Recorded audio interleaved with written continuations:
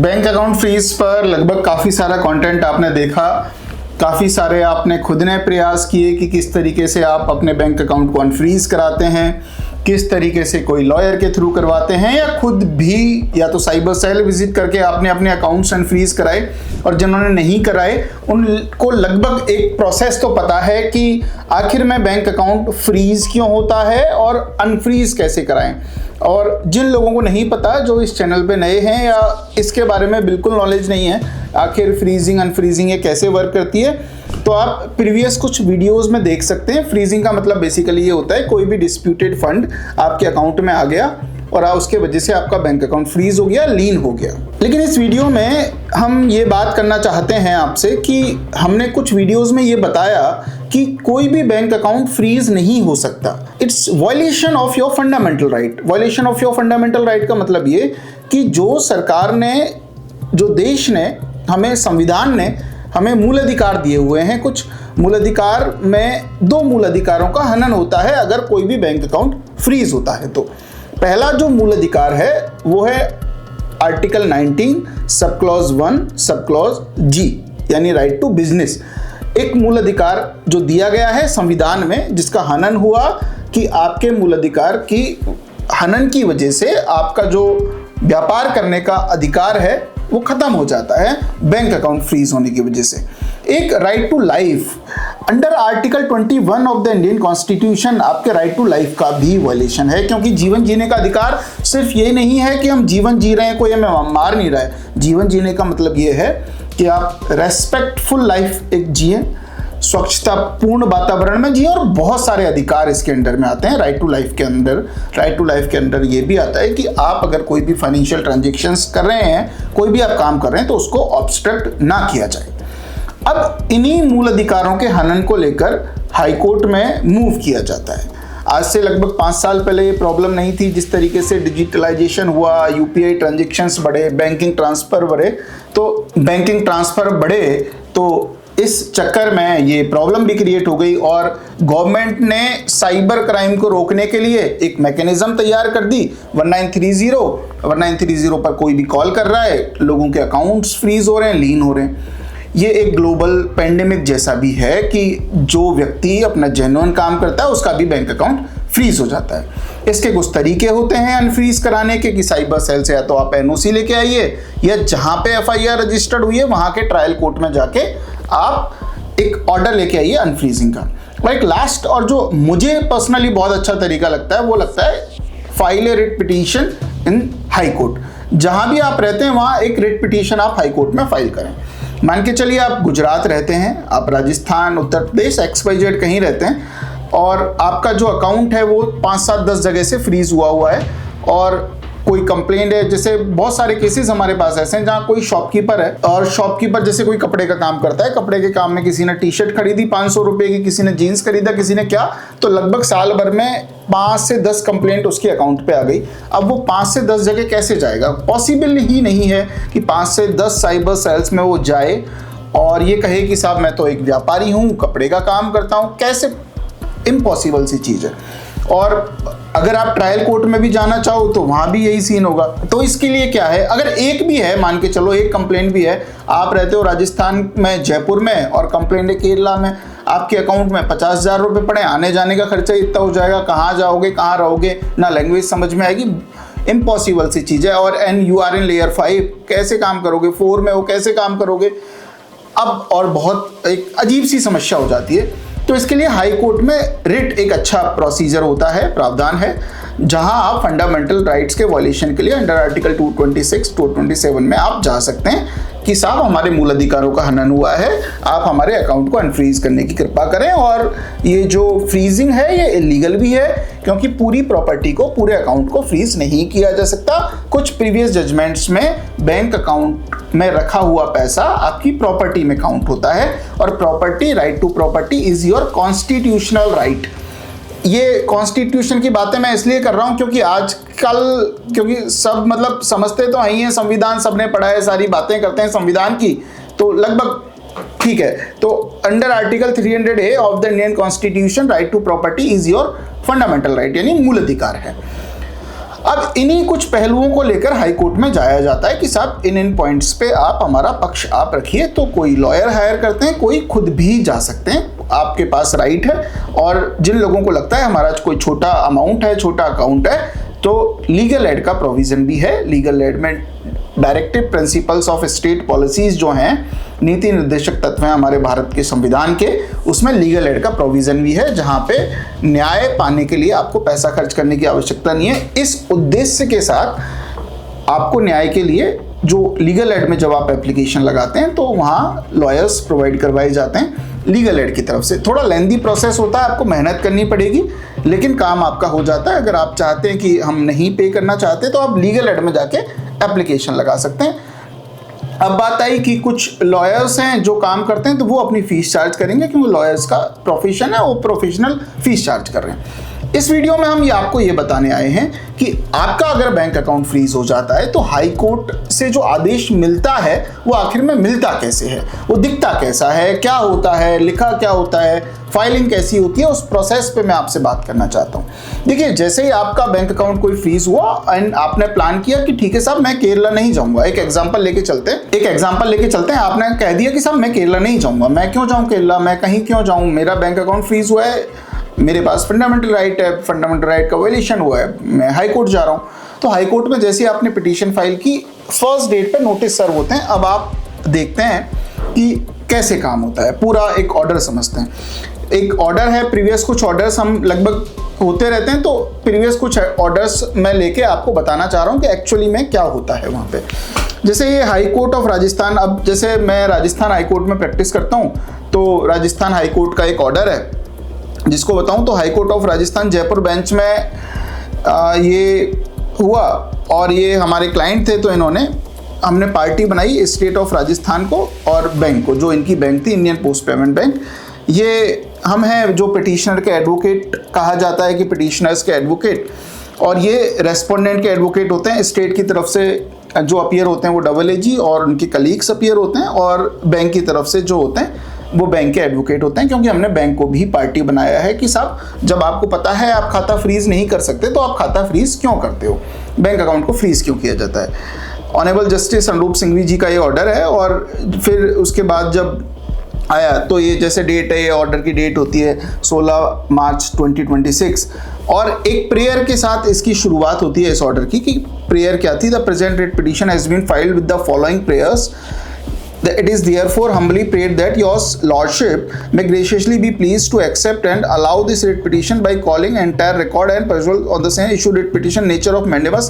अब ये mandamus के बारे में अगर आप पूछना चाहें, अगर आपका जानने का मन है, किसी का जानने का मन है mandamus, तो डिस्कस कर लेते हैं, और किसी का नहीं है तो स्किप कर देना, थोड़ा 1 मिनट ले लेते हैं। mandamus 5 टाइप की रिट पिटिशंस होती हैं, habeas corpus, mandamus, certiorari, quo warranto, and इस तरीके से रिट पिटिशंस होती हैं। अब इसी में अलग अलग ऑब्जेक्ट्स होते हैं इसके, जो आर्टिकल 32 में दे रखी हैं। जैसे habeas corpus to produce body, habeas corpus में ये आ जाती हैं चीज़ें कि आपका मान के चलिए कोई व्यक्ति है और वो गायब हो गया है, पुलिस भी कुछ नहीं कर रही है, तो आप डायरेक्ट हैबियस कॉर्पस लगाते हो कि साहब आपका कोई कुछ भी नहीं हो रहा है, हमारा मिसिंग पर्सन रिपोर्ट भी हमने फाइल कर दी, कुछ भी नहीं है, टू प्रोड्यूस बॉडी की आप उस बॉडी को, उस कॉर्पस को लेके आओ। मैंडेमस में इसी तरीके की सर्विस रिट पिटीशन के लिए होती है कि आप कि कोई भी जो चीज़ है उसको, कोई भी डिपार्टमेंट सही से काम नहीं कर रहा है, और अगर इस तरीके की दिक्कतें आ रही हैं तो आप मैंडेमस रिट लगाते हो।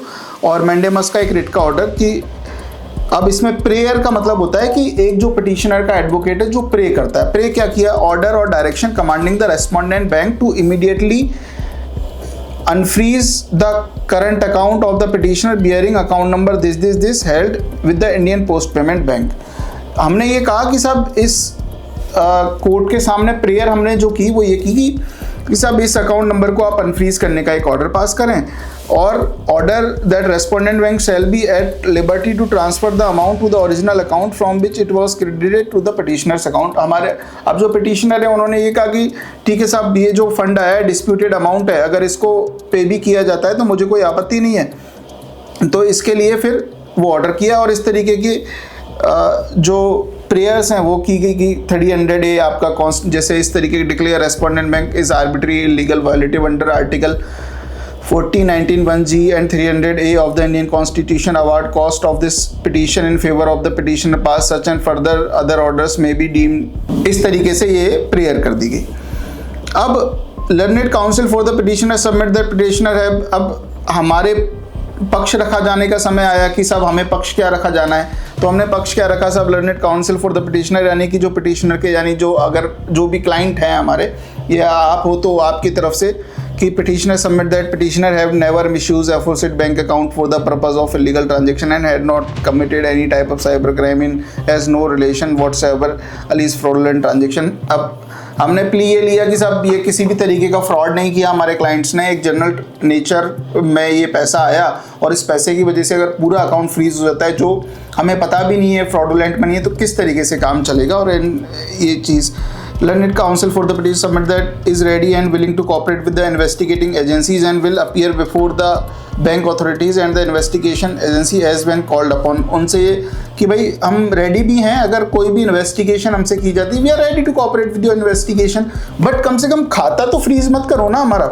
इस तरीके से ये हुआ और डिस्प्यूटेड अमाउंट जो है उसको फ्रीज करके डिस्प्यूटेड अमाउंट को होल्ड करके और पूरे अकाउंट को अनफ्रीज कर दिया जाए। और इस तरीके के जो प्रेयर की गई और इस तरीके के आर्ग्यूमेंट्स किए जाते हैं कोर्ट में, ये बेसिकली इस तरीके का ऑर्डर होता है।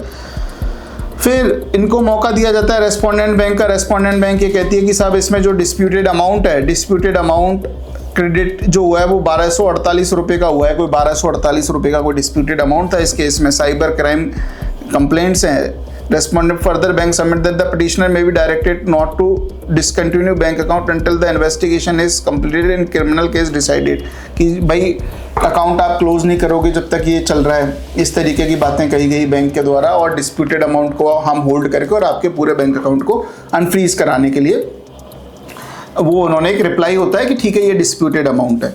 फिर रेस्पोंडेंट स्टेट की तरफ से कोई रिप्लाई आता है। रेस्पोंडेंट स्टेट ये कहता है कि सब involve in a financial cyber crime complaint investigation is undergoing no interference is called at this stage.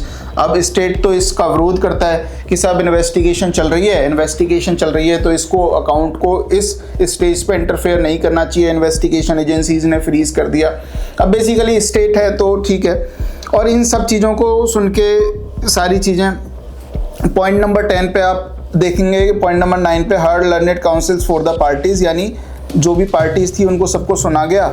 In the view of the submissions so made the this court of the considered view that merely because a certain amount has been transferred to the petitioner's account is alleged fraudulent transaction, the act of freezing entire bank account and imposing complete restriction on bank transaction at this stage will seriously prejudice the rights of the petitioner। अब court के यहाँ से directions आना start हो गए। अब court ने क्या कहा, तो ऑनरेबल जस्टिस कहते हैं कि जब हमने सबको सुना तो इस स्टेज पर किसी भी बैंक अकाउंट को फ्रीज करना कि कोई भी अलीज ट्रांजेक्शन अगर आ जाता है, छोटा सा भी कोई ट्रांजेक्शन या बड़ा सा भी कोई ट्रांजेक्शन आ गया और पूरे बैंक अकाउंट को फ्रीज करके आप किस तरीके से आप कैसे कर सकते हो, तो ये seriously prejudice the rights of the petitioner कि भाई पिटिशनर के जो अधिकार हैं, जिनका अकाउंट फ्रीज हुआ है, जो अकाउंट होल्डर हैं, उनके मौलिक अधिकारों का वायलेशन भी है। At the most the bank can keep a lean of amount to the extent it relates to the alleged fraudulent transaction credited in the petitioner's bank account। अब इसके बाद डिस्पोज कर दिया जाता है, डीफ्रीज कर दिया जाता है। पॉइंट नंबर 11 में आप देखेंगे consequently this writ petition is dispose with the direction to the respondent bank to defreeze the bank account number this of the petitioner maintain at the Indian post payment bank, जो भी इनका वो है, और allowed कर दिया जाता है कि साहब इनको अलाउ कर दिया जाता है डिस्प्यूटेड अमाउंट को छोड़कर और पूरे अकाउंट को अनफ्रीज किया जाता है। और आगे इनमें ये चीज़ें लिखी गई हैं कि इन्वेस्टिगेशन एजेंसीज को कोऑपरेट करेगा और कोई भी अगर जो भी इन्होंने अगर फ्रॉड किया है तो इन्वेस्टिगेशन एजेंसी जिस तरीके से भी काम करेंगी वो काम करेंगे। बेसिकली ये जो ऑर्डर है, और अलग अलग कोर्ट्स के भी इस तरीके से ऑर्डर्स आते हैं, आप चाहेंगे तो अलग अलग कोर्ट्स के हम ऑर्डर्स बता देंगे, अलग अलग कोर्ट्स की टाइमलाइन बता देंगे, लेकिन डिपेंड करता है कि आप कितना पसंद करते हैं ऐसे कंटेंट को। और इस ऑर्डर को बताने का जो उद्देश्य था वो यही था कि आपका बैंक अकाउंट फ्रीज हुआ। अब बेसिक सी एक माइंडसेट एक आदमी का हो जाता है, कुछ लोगों का हो जाता है, क्योंकि इस फील्ड में हम काफ़ी टाइम से हैं, तो लोगों से बात करते हैं तो हमें पता लगता है कि बहुत सारे लोग सिर्फ इसी वजह से परेशान हैं कि उनका बैंक अकाउंट फ्रीज हो गया, उनको नींद आना बंद हो गई है, टेंशन है और पता नहीं कितनी सारी प्रॉब्लम्स बढ़ा लेते हैं एक छोटी सी बात को लेके। अरे भाई 1200-1500 रुपये का कोई फंड आया है, आपकी कोई गलती नहीं है, कोर्ट भी इन चीज़ों को मान रहे हैं कि ठीक है ये तो बिल्कुल हाईली इलॉजिकल इलीगल है, मतलब क्या ही लॉजिक है इसके पीछे कि आप बैंक अकाउंट ही फ्रीज कर दे रहे हो। और एक टाइम लिमिट भी तो होनी चाहिए, लोगों के 2-2 साल से बैंक अकाउंट फ्रीज हैं, कोई टाइम ईडी अगर ईडी भी एनफोर्समेंट डायरेक्टरेट भी अगर बैंक अकाउंट फ्रीज करती है उसकी भी टाइम लिमिट है कि 30 दिन में क्या करेगी, 180 दिन में क्या करेगी। ऐसा थोड़ी है कि किसी का भी बैंक अकाउंट फ्रीज पड़ा है सालों से, 2 सालों से, और वो आदमी डर के बैठा है कि नहीं पुलिस आ जाएगी, पकड़ ले जाएगी। अरे भाई क्यों ले जाएगी पुलिस पकड़ के आपको? 5-10 करोड़ लोगों के खाते फ्रीज कर दिए होंगे इन्होंने, एक आदमी के 5-5, 7-7 भी हैं बहुत सारे लोगों के। तो अब ये थोड़ी है कि आप कुछ भी कर दे रहे हो। तो 2 ही तरीके होते हैं, आपको घर बैठना है, घर बैठिए कि ठीक है साहब हमारा खाता फ्रीज है, हम खुश हैं, कोई पता नहीं कौन आ जाएगा पकड़ के ले जाएगा, ऐसा सोचना, ऐसा सोच लीजिए। और कोई व्यक्ति है जो उठता है, आवाज़ उठाता है, उसको लगता है नहीं यार मेरे को अपने तरीके से मूव करना चाहिए, तो मूव कर सकता है वो और उसको रिलीफ भी मिलता है। पॉइंट ये है कि आप जहाँ भी रहते हैं, आप केरला रहते हैं और आपका राजस्थान से फ्रीज है, आप केरला के एडवोकेट से कांटेक्ट करिए। आप खुद जाना चाहते हैं, लीगल एड में एप्लीकेशन लगाइए। आप खुद विजिट करना चाहते हैं, विजिट करिए। बस इस वीडियो का उद्देश्य ये है, और ये उन लोगों के लिए है जो थोड़ा बहुत इस चीज़ की दिमाग में टेंशन लेके बैठे हैं। वो लोग जो गलत नहीं हैं, अपने व्यापार कर रहे हैं, अपने बिजनेस ट्रांजेक्शन्स कर रहे हैं, अगर वो बेवजह डरते हैं तो बहुत ही गलत बात है। क्योंकि ऐसे भी केसेस हैं कि कोई व्यक्ति अपना व्यापार करता है, व्यापार करने के बाद उसके पास कोई पैसा आ जाता है, पैसा आने के बाद खाता फ्रीज हो रहा है और वो डर रहा है, अगले दिन से वो पेटीएम फ़ोन पे पैसा लेना बंद कर दिया, नेक्स्ट 3 महीने में उसका बिजनेस ही खत्म हो गया। क्योंकि आप दुनिया ही ऐसी हो गई, ऑनलाइन आप पैसा लोगे ही नहीं तो आपसे कोई सामान ही नहीं खरीदेगा। हमारी हालत ये है, अगर मैं किसी शॉपकीपर पे कोई मतलब जूस भी पीने जा रहा हूँ और 99% नहीं रहता है कैश पॉकेट में, अब 2 जूस वाले लोग खड़े हैं, एक जूस वाला कहता है जी मैं ऑनलाइन नहीं लूँगा क्योंकि मेरा खाता फ्रीज है, एक जूस वाला कह रहा है मेरा नहीं है जी मेरे को दे दो, तो मैं जूस उसी आदमी से पीऊँगा ना जो ऑनलाइन ले रहा है। तो बेसिक सी बात यह है कि अब जिनके फ्रीज पड़े हैं तो एक ऑप्शन तो ये है कि भाई ठीक है शांत बैठ जाओ, हम कैश में काम करेंगे, कम काम कर लेंगे। एक ये कि यार काम तो करेंगे ही करेंगे हम, उसको अनफ्रीज करा लेते हैं। डिपेंड करता है आप कैसे प्रोसीड करते हो, और डरना नहीं है इन चीज़ों के लिए, डर से कोई समाधान नहीं होता है। आप किसी भी तरीके से अपनी जिस भी तरीके से आप समझते हैं, हमारी बहुत सारी प्रीवियस वीडियोज़ हैं जहाँ तो हमने चलो ये तो हमने कोर्ट का प्रोसेस बताया, हमने ऐसी भी बातें की हैं जहाँ हमने खुद ने आपको ये बताया कि आप कैसे आपका अकाउंट आप खुद से अनफ्रीज करा सकते हैं। कुछ हमने रिकॉर्डिंग्स डाली लोगों की परमिशन के साथ कि जिन्होंने खुद ने करवा चुके हैं कि कैसे उन्होंने अकाउंट अनफ्रीज कराए, तो वो सब आप प्लीज़ देख सकते हैं, जिससे आपको थोड़ा थोड़ा एक अनुभव हो जाएगा कि अच्छा ठीक है इस प्रॉब्लम से हमें कैसे पार पानी और किससे सॉर्ट आउट करना है। और अभी जो उम्मीद है हमारी ये है कि आप अगर like share subscribe and comment and all these ये सब करते हैं ना, तो हमें बहुत रिलीफ मिलता है, और रिलीफ के साथ साथ मोटिवेशन मिलता है कि अच्छे से अच्छा कंटेंट बना के आपके पास लाएं, अलग अलग टॉपिक्स पर हम बात करें, और नई नई चीज़ें हम स्टार्ट भी करना चाहते हैं, लेकिन सब कुछ आपके प्रेम प्यार मोहब्बत पे डिपेंड है, अदरवाइज हम कर ही नहीं पाएंगे। Thank you so much. जय हिंद, जय भारत।